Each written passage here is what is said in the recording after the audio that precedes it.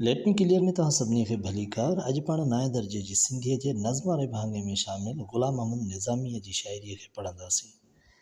पर उन खां पहिरीं सिफ़े नंबर 165 ते शाइर बाबति मुख़्तसर पैरा ॾिनल आहे, अचो त उन खे पढ़ूं। ग़ुलाम अहमद निज़ामी, विलादत 1895 ईस्वी, वफ़ात 1950 ईस्वी। ग़ुलाम अहमद निज़ामी लाड़काणे में 15 जून 1895 ईस्वीअ ते ॼाओ। संदुसि पीउ जो नालो मोहम्मद सिद्दीक़ आहे। नसर तोड़े नज़म में केतिरा ई किताब लिखियल अथसि। बयाज़ निज़ामी ऐं रियाज़ निज़ामी संदुसि शाइरीअ जा किताब आहिनि। 1950 ईस्वीअ ते वफ़ात कयाईं। दोस्तो, हाणे अचो त पनो उथलायूं था ऐं सिफ़े नंबर 166 ते ॾिनल हीअ हिकिड़ो ग़ज़ल आहे, उनखे पढ़ूं था। उनजो उनवान आहे सचाईअ जो इनाम। सचाईअ जो जेको तलबगार थींदो, उहो बाग़ जन्नत जो हक़दार थींदो। ख़ुदा खां सवाइ महल मुश्किल में कोई न हामी न साथी मददगार थींदो। रहियो जे बशर को बि गाफ़िल जहां में, मुसीबत में आख़िर गिरफ़्तार थींदो। ॾिसी तंग दस्ती ऐं मुफ़लिसीअ में, भॼी भाव खां भाव बेज़ार थींदो। सदा भरवसो जंहिंजो आहे ख़ुदा ते, सो दरियाए ग़म मां तरी पार थींदो। कंदो क़ौम जी जेको ख़िदमत हमेशा, उहो मुल्क मिलत जो महंदार थींदो। अची पेश पवंदो अदो ख़ुदि अदब सां, जॾहिं ही सुतल बख़्त बेदार थींदो। तुफ़ैले मोहम्मद निज़ामी ख़ुदा जो, यक़ीनन क़यामत में दीदार थींदो। हाणे अचो त हिन जी हर मिसरा खे पाण सम्झणीअ सां पढ़ूं था। पहिरियों आहे सचाईअ जो जेको तलबगार थींदो, उहो बाग़ जन्नत जो हक़दार थींदो। यानी उहो माण्हू जेको सचाईअ खे तलबींदो, सचाईअ जी राह ते हलंदो, सच ॻाल्हाईंदो, कूड़ खां पासो कंदो, कूड़ जे साम्हूं थींदो, उहो ई जन्नत जो हक़दार थींदो। ख़ुदा उन सां राज़ी रहंदो। इहो हिन ग़ज़ल जो मतलो आहे।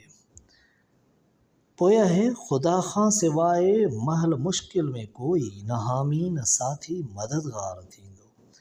यानी शाइर हिन में चवे थो त ॾुखे वक़्त में जिते पंहिंजा ऐं ख़ैर ख़्वाह उहे सभु छॾे ॾींदा, उते अल्लाह हामी थींदो, उते ख़ुदा जेको आहे सो हिमायत कंदो। ख़ुदा खां सवाइ कंहिं वॾी मुश्किल में को बि ॿियो माण्हू हिमायती न थींदो ऐं उहो साथी न थींदो, न ई उहो का मदद करे सघंदो। रहियो जे बशर को बि गाफ़िल जहां में, मुसीबत में आख़िर गिरफ़्तार थींदो।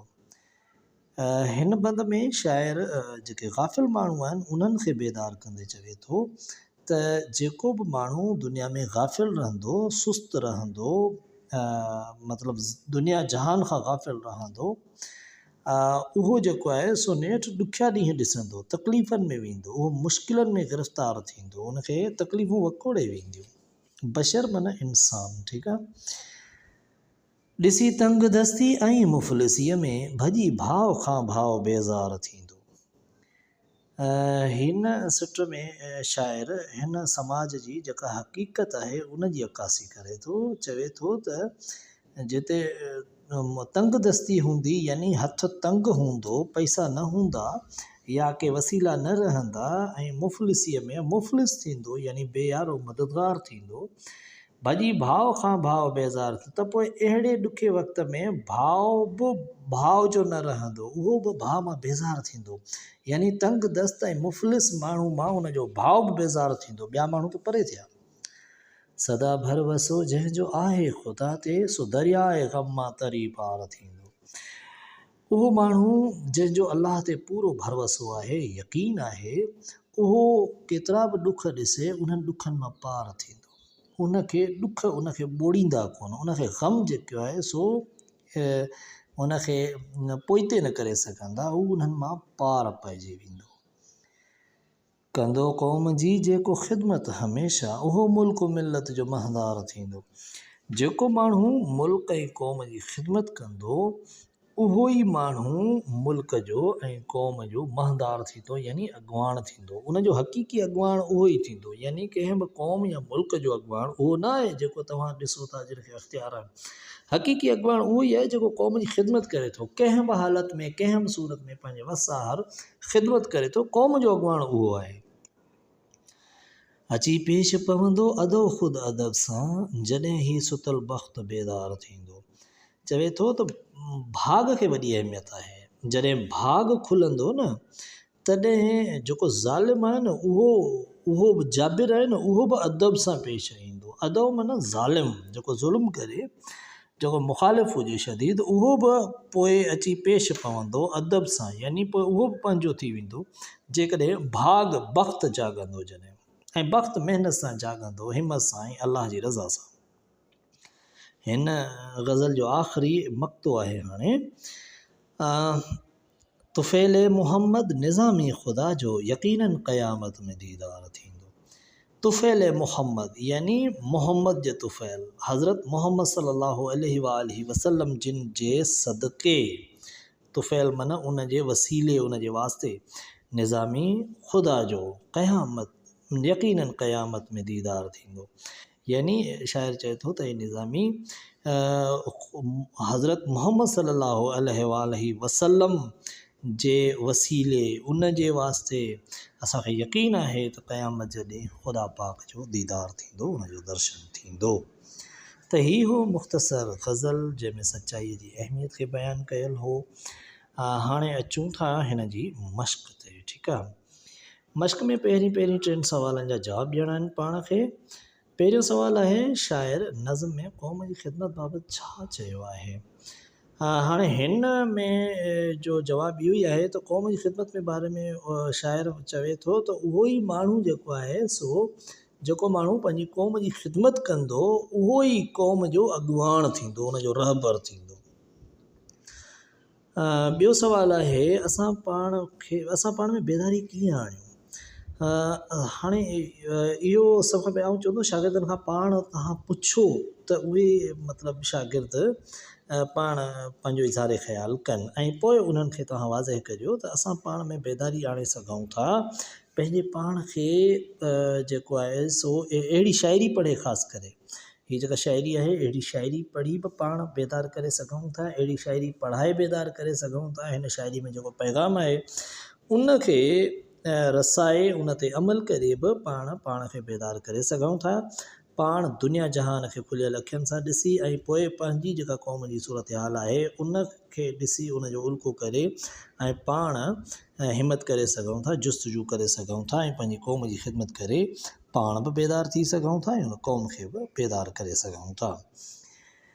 हिन जो आख़िरी सवाल आहे, शाइर हिन नज़्म में नौजवाननि खे कहिड़ी नसीहत कई आहे। त हिन जेको आहे सो जेको नज़्म में, हिननि वरी नज़्म लिखियो आहे पर हीअ आहे ग़ज़ल। ठीकु आहे, नज़्म जो हिसो ज़रूरु आहे, शाइरी जो मतिलबु 2 हिसा थींदा आहिनि, नसर ऐं नज़्म।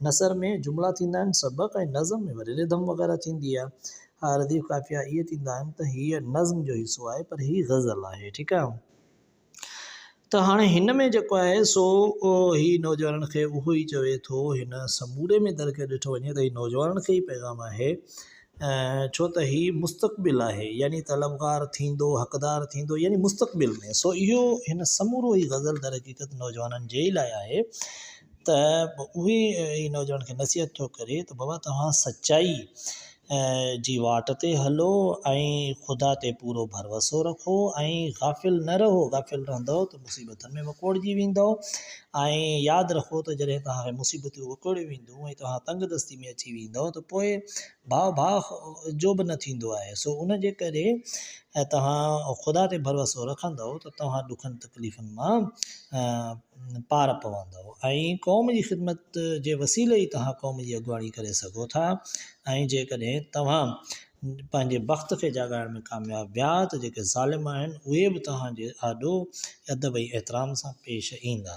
ऐं आख़िरी वक़्त खे हमेशह यादि रखो, क़यामत जॾहिं बेशक पाण सॻुनि जे वसीले अलाह पाक जो दीदार थींदो। सो दोस्तो हाणे अचूं था हिन जे ॿिए ते। ॿिए में जेको आहे सो मतला ऐं मक़ता जे बारे में कुझु सम्झायल आहे। असां तव्हांखे सादो इहो ॿुधायूं त मतला कंहिं बि ग़ज़ल जो पहिरियां जेके बंदि हूंदो आहे उहो मतलो चयो वेंदो आहे, ऐं आख़िरी जेको बंदि हूंदो आहे जंहिंमें उन में मक़ता हूंदो आहे। आख़िरी बंदि पहिरियों मतला ऐं आख़िरी मक़ता। मक़ता जेको आहे सो उन में शाइर पंहिंजे नाले खे इस्तेमालु कंदो आहे। जीअं हिन में ई पाण ॾिसूं त तुफ़ैल मोहम्मद निज़ामी ख़ुदा जो निज़ामी जेको आहे सो आहे हिन जो शाइर जो नालो आहे पंहिंजे जो ग़ुलाम अहमद निज़ामी। ठीकु आहे। सो हाणे अचो त हिन खे पढ़ी था छॾियूं। शाइरीअ में ग़ज़ल जे शुरूआती हम काफ़िया ॿिनि सिटनि खे मतला ऐं तख़लुस वारनि आख़िरी ॿिनि सिटनि खे मक़ता चइजे थो। मतला अरबी ॿोलीअ जे लफ़्ज़ तला मां वरितल आहे, जंहिंजी माना आहे उभरण जी। तुलू पाण चवंदा आहियूं न, सिज जो उभरण। ठीकु आहे। यानी जितां ग़ज़ल उभरंदो हुजे। मक़ता बि अरबी ॿोलीअ जो लफ़्ज़ आहे, क़ता मां निकितल आहे। क़ता मां आहे, जंहिंजी माना आहे कटणु, ख़तमु करणु, पूरो करणु आहे। मतिलबु जिते शाइर पंहिंजो तख़लुस कमाईंदे ग़ज़ल खे कटे या पूरो करे थो। ठीकु आहे। सो हाणे जेको आहे सो अचूं था, हेठां लिखियल आहे तव्हां पढ़ियल ग़ज़ल मां मतला ऐं मक़ता जी निशानी करियो, इहो तव्हां पाण करियो। ऐं आख़िरी जेका सरगर्मी आहे त तव्हां जेको आहे सचाईअ जो इनाम ग़ज़ल पढ़ी तव्हांजे ज़हन में कहिड़ो तासुरु उभरे थो पंहिंजे लफ़्ज़नि में लिखो। इहो तव्हां शागिर्दनि ते छॾे ॾियो त उहे हिन खे पढ़ी ऐं छा लिखनि था। तव्हां रुॻो उन्हनि जे तासुरात खे ध्यानु ॾियो त शाइरी ॿारनि ते कहिड़ो तासुरु छॾे थी, ऐं उन खां अलावा हू पंहिंजे दिलि जी ॻाल्हि खे कीअं बयानु कनि था। उन में उन्हनि जी सूरत ख़ती, अखरनि जी ख़ूबसूरती ऐं जेको आहे सो उन्हनि जे अंदाज़े बयां खे तव्हां दुरुस्त करण जी कोशिशि करियो, उनखे संवारियो ऐं ॿारनि खे एप्रिशिएट करियो जेको कुझु बि लिखनि। त दोस्तो अॼो कोई सबक़ु ख़तमु थियो। हिन चैनल खे सब्सक्राइब कंदव त तव्हांजी महिरबानी थींदी। जिते बि हुजो सुखिया हुजो।